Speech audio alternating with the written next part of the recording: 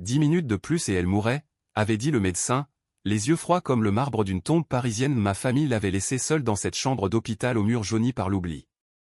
J'avais hurlé, supplié, mais ils étaient partis, emportant avec eux les derniers lambeaux d'héritage, me laissant pour morte avec elle. Et maintenant, je revivais ce cauchemar, non pas en spectatrice impuissante, mais en chair et en os, le cœur battant à nouveau dans la poitrine d'une femme que j'avais cru enterrer pour toujours. Le choc de la renaissance me frappa comme une lame de guillotine. J'ouvris les yeux sur le plafond craquelé de mon appartement du Marais, l'air chargé de l'odeur de pain frais et de diesel des rues en contrebas. C'était le matin du 15 juin 2023, exactement 6 mois avant que tout ne s'effondre. Mon corps, ce corps de 32 ans, usé par les nuits de garde à l'hôpital Saint-Louis, tremblait encore de l'agonie fantôme de ma mort. J'avais sauté du pont des Arts cette nuit-là, après avoir vu ma mère s'éteindre seule, accusée de négligence par mes propres frères et sœurs qui avaient falsifié les dossiers pour s'approprier l'héritage familial, une vieille maison à Montmartre et un compte en banque maigrelet, mais suffisant pour leurs dettes de jeu et leur maîtresse volage. La scène m'avait avalé comme une amante jalouse, froide et impitoyable, et j'avais sombré en pensant que c'était la fin. Mais non. Quelque chose, un dieu cruel, une malédiction atavique m'avait renvoyé en arrière, armé de la mémoire intacte de la trahison. Je me redressai d'un bond, le drap collant à ma peau moite. Mes mains, ces mains qui avaient tenu la main ridée de maman jusqu'à son dernier râle, palpaient maintenant l'air vide. C'est impossible, murmurai-je, la voix rauque comme si j'avais encore de l'eau dans les poumons.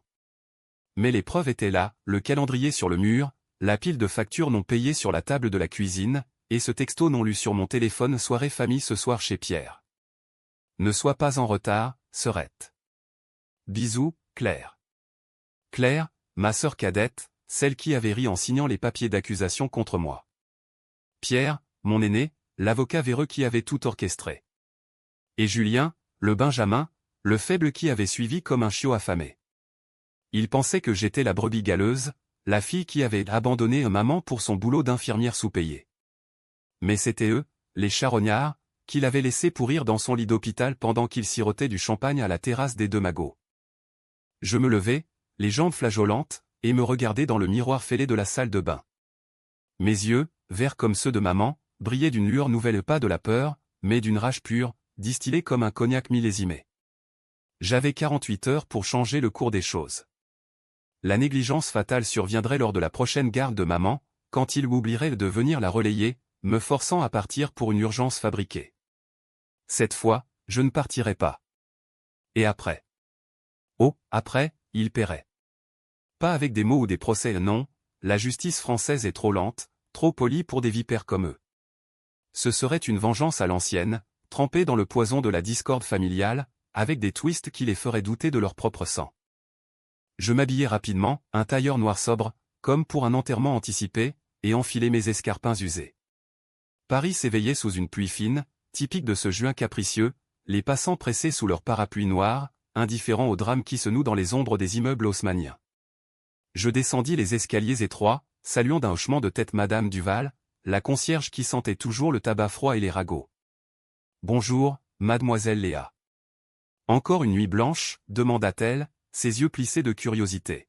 « Toujours, madame. »« Les vivants ne dorment pas autant que les morts » répondis-je avec un sourire qui la fit reculer d'un pas.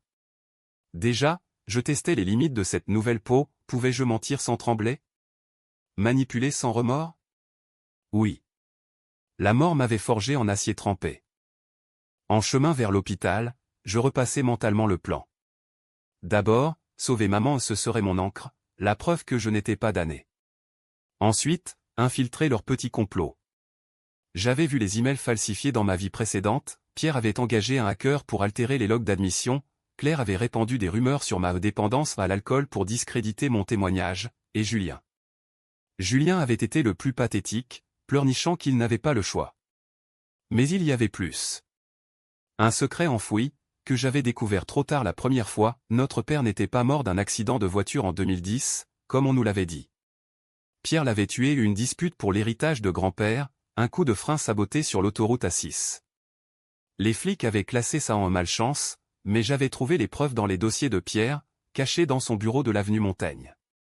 Ce meurtre avait financé leur vie de luxe factice, et maintenant, il venait pour le reste. À l'hôpital, l'air saturé d'antiseptique me frappa comme un uppercut. Je signai mon entrée, évitant le regard du docteur Moreau, ce porc qui m'avait harcelé en sous-main. Maman était dans la chambre 407, reliée à ses perfusions, son visage émacié tourné vers la fenêtre où la tour Eiffel se dressait comme un doigt accusateur. Je m'assis à son chevet, prenant sa main froide. Je suis là, maman. Cette fois, je ne te lâche pas. Ses yeux s'ouvrirent faiblement, un sourire fugace. Léa. Tu as l'air. Différente. Différente? J'étais une revenante, une furie masquée en fille aimante. La matinée passa en routine, changer les pansements, ajuster les doses de morphine. Mais mon esprit bouillonnait. À midi, le texto de Claire arriva, urgence au boulot ce soir, tu peux prendre ma garde pour maman? Bisous. Lapa. Dans ma vie passée, j'avais cédé, courant à un faux appel pour une patiente VIP que Pierre avait inventée. Maman avait agonisé seule pendant ces 10 minutes fatales. Cette fois, je répondis, impossible, j'ai un rendez-vous important. Demande à Julien. Et j'ajoutai un smiley, pour la chaleur. Le piège se resserra l'après-midi. Pierre appela, sa voix mielleuse comme du miel empoisonné. Léa, ma chérie, on a un petit souci avec la paperasse de maman. Tu peux passer au cabinet après ton shift? C'est vital pour l'héritage. Je sentis la bile monter. L'héritage, cette maison à Montmartre qu'il voulait vendre pour rembourser les dettes de Pierre au casino de Deauville. Bien sûr, grand frère. À 20h pile. Je raccrochais, les ongles enfoncés dans ma paume jusqu'au sang. Vital pour l'héritage? Vital pour ma vengeance. En fin de journée, alors que le soleil se couchait sur les toits de zinc, je quittai l'hôpital avec un baiser sur le front de maman. Tiens bon. Ils vont regretter d'être nés. Dehors, la pluie avait cessé, laissant Paris luisant comme une lame affûtée. Je montai dans le métro ligne 1, direction Champs-Élysées, où se nichait le cabinet de Pierre. En chemin, je composai un message anonyme via une app jetable, Pierre Laurent, tes dettes à Deauville ne sont rien comparées à ce que ton père a payé. Vérifie tes freins, la prochaine fois. Pas de signature. Juste une graine de doute, plantée dans l'ombre. Le cabinet était un antre de faux-semblants, meubles en acajou, tableaux de monnaie falsifiés, et l'odeur de cigares cubains. Pierre m'accueillit avec une accolade forcée, ses yeux bleus et héritage paternel scrutant les miens. Entre, serette. Un verre de Bordeaux? Je hochai la tête, m'asseyant face à lui. Claire était là aussi, perchée sur le bureau, ses jambes interminables croisées, un verre à la main. Julien, absent le lâche. Alors, cette paperasse, demandai-je, feignant l'innocence. Pierre sortit un dossier, des pages remplies de clauses alambiquées. Maman est mourante, Léa. Il faut sécuriser tout ça avant. Tu sais. Sécuriser. Traduction, me spolier, me faire passer pour l'incompétente. Je feuilletai les documents, mon cœur cognant comme un tambour de la Bastille. Là, en annexe, le détail qui confirmait tout, une procuration falsifiée pour négligence médicale. Il comptait me piéger ce soir même. C'est parfait, dis-je, levant les yeux. Mais avant de signer, raconte-moi papa. Vraiment. Le silence tomba comme une guillotine. Pierre blêmit, Claire toussa dans son verre. Qu'est-ce que tu veux dire, balbutia-t-il. Je souris, ce sourire de Gorgone. L'accident.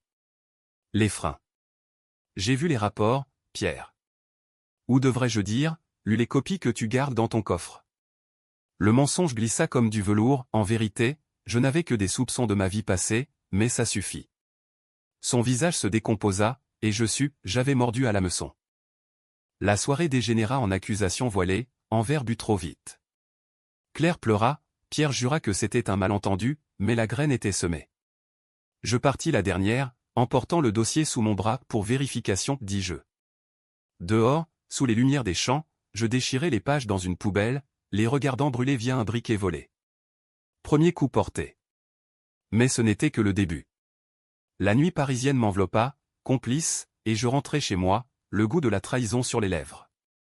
Demain, Julien. Et après, le vrai sang. La nuit fut un tourbillon de souvenirs empoisonnés, comme si la scène elle-même remontait en moi pour noyer mes rêves. Je revivais la mort de maman en boucle, son appel désespéré à 22h47, « Léa, où es-tu ? Ils ne viennent pas, puis le silence, rompu seulement par le bip monotone du moniteur cardiaque qui s'emballait. 10 minutes. Juste 10 minutes de plus, et le médecin, ce docteur Lefebvre aux mains tachées de culpabilité, avait scellé mon sort, négligence flagrante, mademoiselle Laurent. Vos supérieurs enquêtent.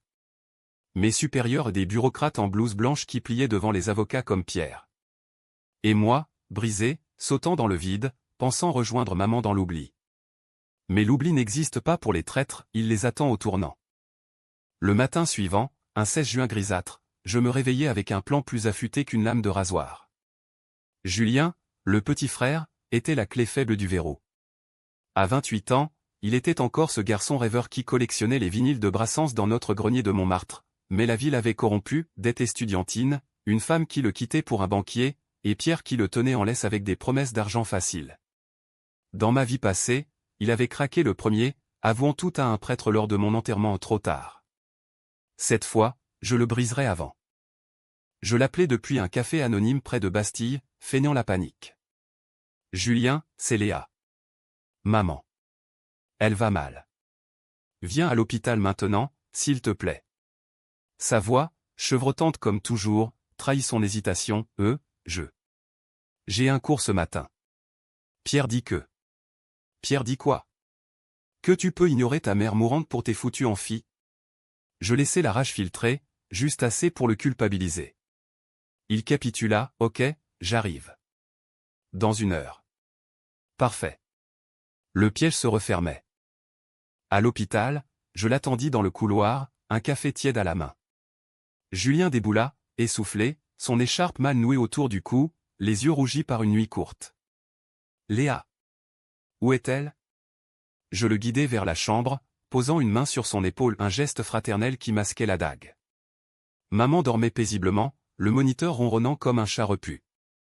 Elle est stable, pour l'instant. Mais écoute, Julien. Il faut qu'on parle. Seul. Nous sortîmes sur la terrasse, face à la Seine qui serpentait paresseusement, indifférente aux drames humains.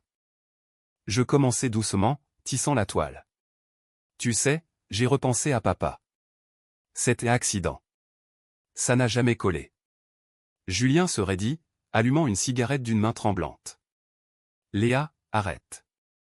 C'était il y a 15 ans. Un pneu crevé, c'est tout. Je sortis mon téléphone, affichant une photo que j'avais retrouvée en réalité, volée de son Facebook la veille, lui, enfant, serrant la main de papa sur un pont de banlieue. Regarde-toi. Tu pleurais des jours entiers après. Et Pierre? Il a hérité de tout, direct. Pas de deuil, juste d'échec. Les mots coulaient, lents, insidieux, comme le vin rouge qu'on sert au dîner en ville pour délier les langues. Julien aspira une bouffée, les yeux fuyant vers les péniches touristiques. Pierre. Il a toujours été le fort. Il a dit que c'était mieux comme ça, que papa était ivre, qu'il nous aurait ruinés avec ses idées folles sur l'art. Idées folles, papa était peintre, un raté sublime qui refusait de vendre ses toiles aux galeries snob. Pierre l'avait méprisé pour ça, le traitant de parasite. Et si c'était plus qu'un pneu, insistai-je, baissant la voix. J'ai entendu des rumeurs. Des freins sabotés. Et Claire qui chuchotait que tu savais quelque chose. Mensonge pur, mais Julien mordit. Claire? Non, elle. Attends, quoi? Je ne sais rien. Pierre m'a juste demandé de mentir aux flics, de dire que papa buvait. C'était pour protéger la famille. Bingo. Le verre était dans le fruit. Je feignis la compassion, posant ma main sur la sienne.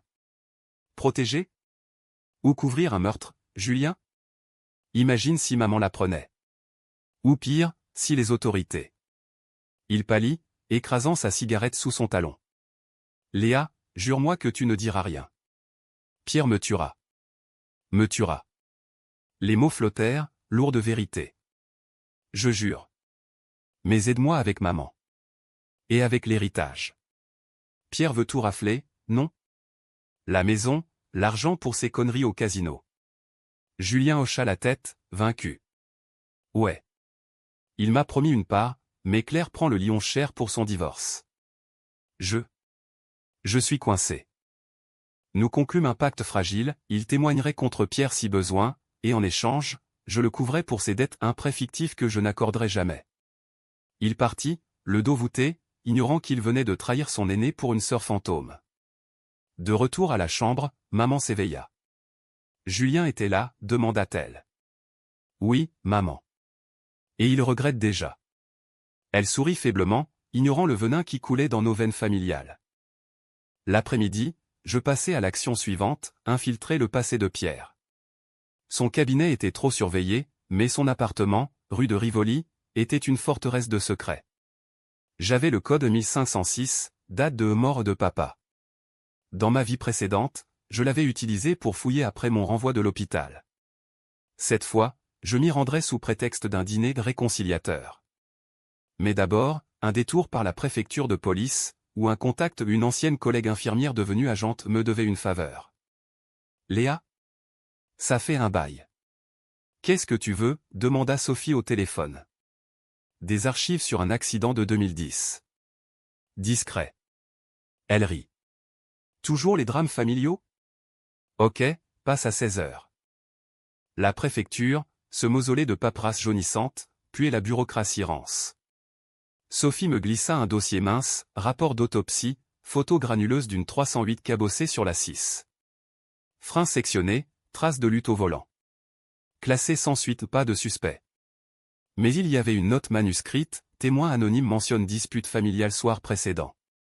Vérifiez Laurent Pierre. Pierre. Évidemment. Je photocopiai tout, le cœur battant.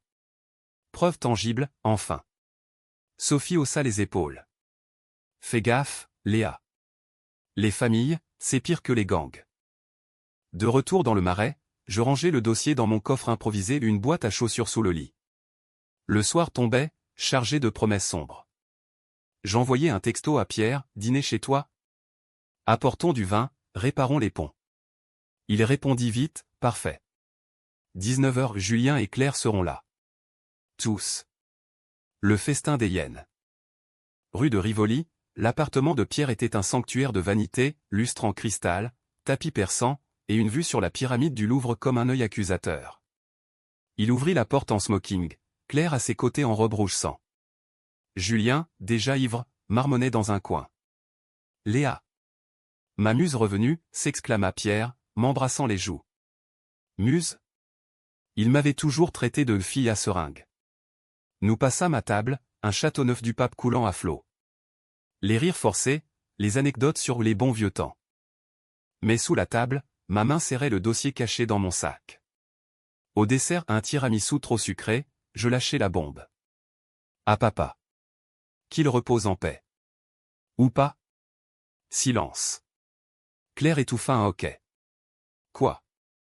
Pierre posa sa fourchette. Léa, t'es saoul ? Je sortis les photos, les étalant comme des cartes à jouer. Frein saboté. Dispute. Ton nom dans les notes, Pierre. Julien blêmit, Claire jura. Pierre se leva, furieux. C'est du bluff. T'es folle. Mais ses yeux trahissaient la panique. La dispute éclata, mots comme des gifles, accusations, pleurs, verres brisés. Julien s'effondra en sanglots, c'était toi, Pierre. Tu m'as forcé à mentir. Claire hurla, et l'héritage ? Tu nous as tous volés. Pierre, acculé, dégaina son atout, sortez. Tous. Je gère ça à l'amiable. Nous partîmes dans la nuit, le trio fracturé. Dans le taxi, Julien me murmura, merci, sœur. T'as raison, il faut arrêter ça. Claire, silencieuse, complotait déjà. Seul chez moi, je ris à un rire de hyène victorieuse. 2 coups d'affilée. Mais Pierre contre-attaquerait. Et maman ? Elle vivrait. Pour voir la chute. Les jours suivants furent un ballet macabre, une valse de mensonges et de demi-vérités dans les salons feutrés de Paris. Pierre, acculé comme un renard dans sa tanière, contre-attaqua avec la subtilité d'un bulldozer, des textos menaçants, on règle ça en famille, ou je te ruine, suivi d'un appel anonyme à mon employeur, un témoin affirmant que j'étais instable, accro au calmant. Le docteur Moreau me convoqua, Léa, des rumeurs circulent. Prends des congés. Congés forcés. Parfait. Ça me libérait pour la phase suivante, isoler Claire, la vipère aux ongles laqués. Claire, 30 ans, galeriste dans le 8e arrondissement, vivait dans un bulle d'art contemporain et de liaisons éphémères. Dans ma vie passée, elle avait été la plus vicieuse, répandant des ragots sur mon burn-out aux soirées mondaines, forgeant des preuves de ma négligence avec des faux témoignages de collègues soudoyés. Son secret? Un avortement caché, financé par l'héritage de papa, un scandale qu'elle craignait plus que la mort. J'avais appris ça par un journal intime trouvé après sa dépression post-procès. Cette fois, je l'utiliserai comme levier. Je l'invitai à un café près de son galerie, le Flore, où les intellectuels sirotent leur existentialisme avec leur expresso. Elle arriva en retard, impeccable en trench beige, lunettes de soleil masquant ses cernes. Léa, chérie, quel cirque hier soir. Pierre et Furax. Je souris, commandant 2 croissants. Furax? Il devrait l'être. Meurtre, Claire. Pas une broutille. Elle rit nerveusement, remuant son sucre. Exagère pas, papa était un ivrogne. Pierre ajuste. Accélérer les choses. Accélérer. Euphémisme français pour homicide. Je plongeai direct. Et ton petit secret, alors? Celui de 2015, avec le banquier belge. L'avortement. Tu l'as payé avec quoi, exactement? Ses lunettes glissèrent, révélant des yeux écarquillés. Comment? Qui t'a dit ça? Je haussai les épaules. Les murs ont des oreilles, serette. Et les journaux intimes aussi. Mensonge, je n'avais que des bribes, mais son effondrement confirma tout. Elle se mit à trembler, la fourchette cliquetant contre la tasse. C'était une erreur. Un moment de faiblesse. Si ça sort, ma carrière. Ma vie. Sa voix se brisa, pathétique. Je tendis la main, la consolatrice. Je sais. Et je ne dirai rien. Si tu m'aides. Contre Pierre. Il te vole l'héritage, non? Pour ses dettes. Rejoins-moi, et on le saigne. Claire hésita, les lèvres pincées. Les Laurent n'étaient pas faits pour la loyauté, mais pour la survie. Ok. Mais discrètement. Je peux falsifier des virements, montrer qu'ils détournent l'argent de maman. Parfait. Deuxième fissure dans la muraille familiale. Elle partit, promettant des preuves numériques d'ici 2 jours. Je restai là, observant les pigeons picorer les miettes, sentant le pouvoir affluer comme un vin capiteux.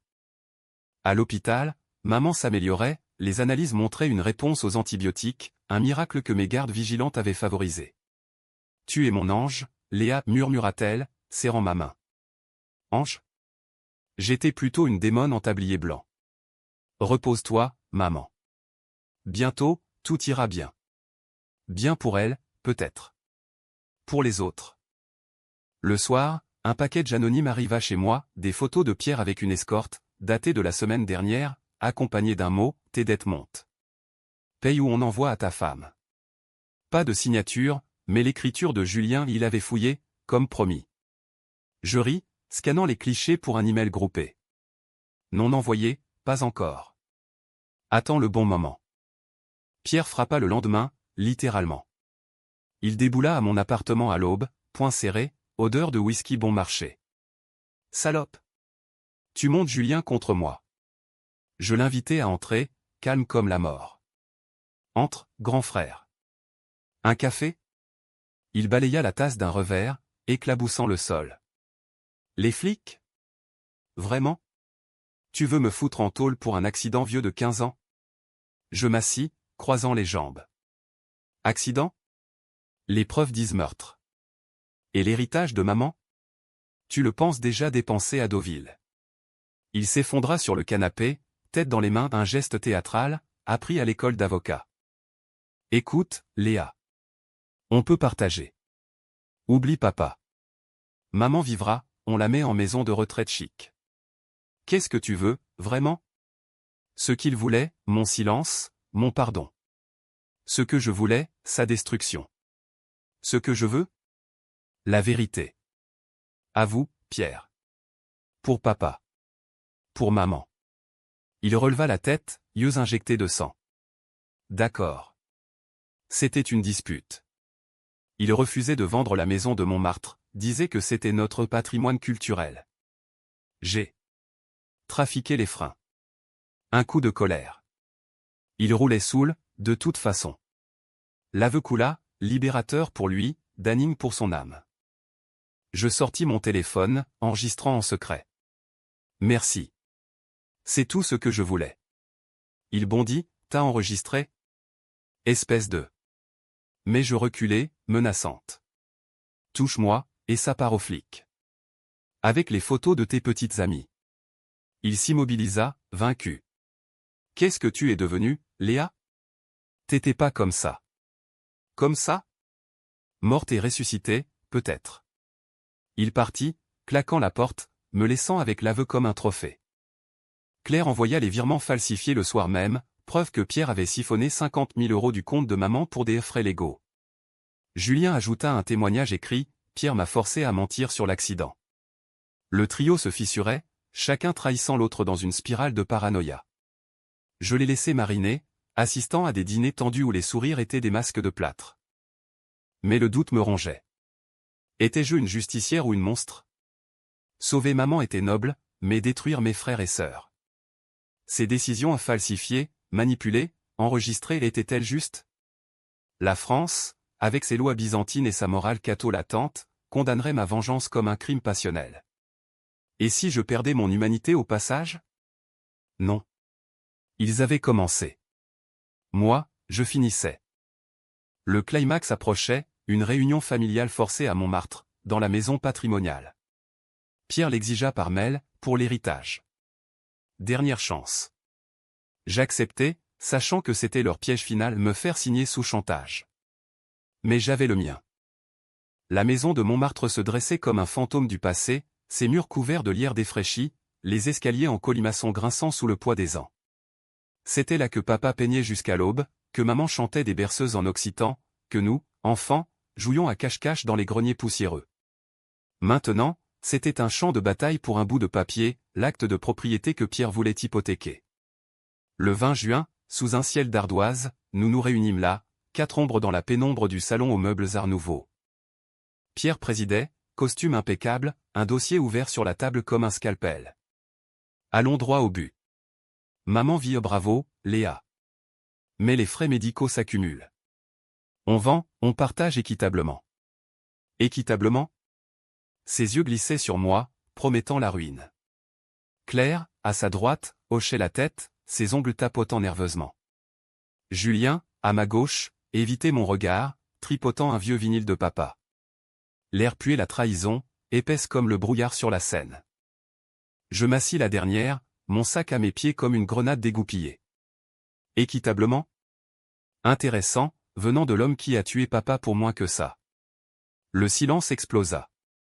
Pierre frappa la table, assez. Tes délires paranoïaques. Claire ricana, Léa, t'es en thérapie? C'est ça, le truc? Julien murmura, arrêtez. Mais je sortis l'enregistreur, appuyant sur play. Sa voix emplit la pièce, j'ai trafiqué les freins. Un coup de colère. Pierre blêmit, Claire jura, Julien s'effondra en larmes. Preuve, dis-je calmement. Ave, virement, témoignage. Vous pensiez me briser, me laisser accuser pour la mort de maman, voler tout. Mais je sais. Et maintenant, vous signez, la maison reste à maman, l'héritage gelé, et Pierre se livre aux flics. Claire bondit, jamais. T'es folle, Léa. On te déshérite, on te fait interner. Pierre, plus rusé, sourit froidement. Ou on négocie. Tu gardes la maison, on efface tout. Oublie papa. Négocier? C'était son terrain, l'avocat en lui flairant la faille. La tension monta, voix chevauchant comme des vagues en tempête. Julien craqua le premier, Pierre, à vous. T'as ruiné papa, maintenant maman? Et moi, tes dettes me noient. Claire hurla, et toi, Julien, t'es un lâche. Sans Pierre, on crèverait de faim. Pierre, acculé, dégaina son arme, un flingue, petit, nickelé, sorti d'un tiroir. Assez. Personne ne bouge. Léa, ton enregistrement? Donne-le, ou je jure. Le canon pointa sur moi, tremblant. Décision controversée, reculée, ou poussée? Je ris un rire qui glaça l'air. Tire, Pierre. tue-moi encore. Mais cette fois, j'ai des copies. Chez Sophie, à la préfecture. Chez mon notaire. Et maman sait tout. Mensonge sur le notaire, mais suffisant. Ses mains tremblèrent. Maman? Tu lui as dit? Oui. Et elle te déshérite déjà. Faux, mais le doute le rongeait. Claire, paniquée, attrapa une lampe comme bouclier. Julien se leva, Pierre, pose ça. C'est fini. Le chaos éclata, Pierre visa Julien, un coup de feu raté, la balle s'incrustant dans le mur, près d'un portrait de papa. Je bondis, arrachant l'arme, griffure et jurons fusant. Claire hurla, appelant les flics. Julien plaqua Pierre au sol, pleurant, « Pourquoi, frère? Pourquoi nous ?» Pierre, dompté, cracha, « Pour survivre. Vous êtes faibles. Tous. » Les sirènes hurlèrent bientôt, bleues et rouges dansant sur les pavés de la butte. Les agents entrèrent, menottant Pierre pour tentative de meurtre sur frère. Claire, hystérique, balbutia des demi-aveux, Julien, brisé, signa une déposition complète. Moi? La victime héroïque, sauvant la famille d'un monstre. Les journaux titrèrent vite, drame familial à Montmartre, un avocat impliqué dans un meurtre ancien. La vengeance culminait, sanglante et cathartique. Mais au milieu du tumulte, un twist me frappa comme un coup de poignard, dans le tiroir où Pierre avait pris le flingue, un lettre jaunie, adressée à moi. De papa. Ma Léa chérie, si tu lis ça, c'est que Pierre a gagné. Mais sache, ta mère n'est pas qui tu crois. Elle savait pour les freins et la couvert. Pour l'héritage. Pardonne-nous. Le monde vacilla. Maman? Complice? La révélation me hanta comme un spectre dans les brumes matinales de Paris. Maman, cette sainte aux mains tremblantes, avait su pour le meurtre de papa? Et l'avait tu, pour... Quoi? L'argent? La façade familiale? La lettre, froissée dans ma poche, brûlait comme de l'acide. Je rentrai à l'hôpital au petit jour, le 21 juin, la fête de la musique résonnant ironiquement dans les rues à accordéon et rire, pendant que mon monde s'effritait. Maman était éveillée, un sourire fragile aux lèvres. Léa? Les journaux parlent de nous. Je m'assis, sortant la lettre. Lis. Ses yeux s'écarquillèrent, puis se voilèrent de larmes. Oh, ma fille. Oui. Je savais. Pierre m'a avoué après l'accident. Il pleurait, suppliait. J'ai choisi le silence pour vous protéger, vous, les enfants. L'héritage était tout ce qui restait de ton père, ses rêves en briques et en pierre. Si on l'avait perdu, on sombrait tous. Protéger? Ou préserver son confort bourgeois? La trahison, plus profonde que je l'imaginais, me noua la gorge. Et moi? Tu m'as laissé porter le fardeau seul. Accusé pour ta négligence, pour leur avidité. Elle tendit la main, suppliante. Pardonne-moi, Léa. J'étais faible. Comme Claire. Comme Julien. Faible. Le mot résonna, écho de toutes nos faiblesses, Laurent. Je me levai, la rage et la pitié se battant en duel. Décision finale, la plus controversée, la détruire aussi? Ou la sauver, pour racheter nos âmes? Dehors, Paris chantait, indifférente. Je sortis, marchant sans but vers le pont des Arts, là où j'avais sauté. Les cadenas d'amour tintaient au vent, moqueurs. La Seine coulait, noire et lisse, murmurant des promesses de paix. Pierre fut arrêté formellement 2 jours plus tard, aveu complet, procès en vue pour homicide et extorsion. Claire, impliquée dans les falsifications, perdit sa galerie scandale public, amant fuyant comme des rats. Julien entra en cure de désintox, écrivant des lettres de remords que je lus sans répondre. La maison de Montmartre? Gelée par le juge, pour maman. L'héritage? Réparti justement, après impôt une somme modeste, suffisante pour une retraite sereine. Mais le twist final me consuma. Maman se rétablit, sortie d'hôpital fin juillet, installée dans un appartement cosy près du Luxembourg. Je la visitais, nos conversations un fil tendu entre vérité et mensonge. Je vends la maison, Léa. Pour recommencer. Recommencer? À 70 ans, avec du sang sur les mains? Je hochai la tête, feignant l'approbation. Intérieurement, la vengeance n'était pas achevée. Pas pour elle. La nuit du 15 décembre 2023, 6 mois après ma renaissance, je revins au Pont des Arts. Pas pour sauter, mais pour clore le cercle. J'avais falsifié un testament, daté d'avant les accidents de papa, tout à moi, en tant que fille fidèle. Maman l'avait signé, innocemment, pensant protéger l'héritage. Mais j'ajoutais une clause, donation rétroactive à une association d'aide aux victimes de négligence médicale. Elle perdrait tout. Pas par mort, mais par déshéritage, une vengeance douce, française dans son raffinement cruel. Le matin suivant, je lui annonçai, lors d'un brunch au Ritz, ironie du sort. Maman, papa voulait ça. Pour les autres. Ses yeux s'emplirent de compréhension amère. Tu me punis. Non. Je libère. Elle hocha la tête, brisée mais vivante. Alors vie, Léa. Sans nous. Je vécus. Paris m'embrassa à nouveau, promotion à l'hôpital, un amant discret à un flic rencontré via Sophie, des nuits où la scène scintillait sans me narguer. La famille? Éparpillée, Pierre en prison, Claire en exil à Lisbonne, Julien sobre mais distant. Maman? Elle vendit tout, partit en maison de retraite anonyme en Provence, écrivant des lettres que je lisais sans répondre. Était-ce un happy end? Pour moi, oui, ressuscité, vengé, libre. Pour eux, une tragédie méritée, un opéra wagnérien de chute et de regret. La mort m'avait rendu entière, la trahison forgée en épée. Et Paris, cette grande catin, continua de danser, indifférente aux âmes qu'elle broie et recrache.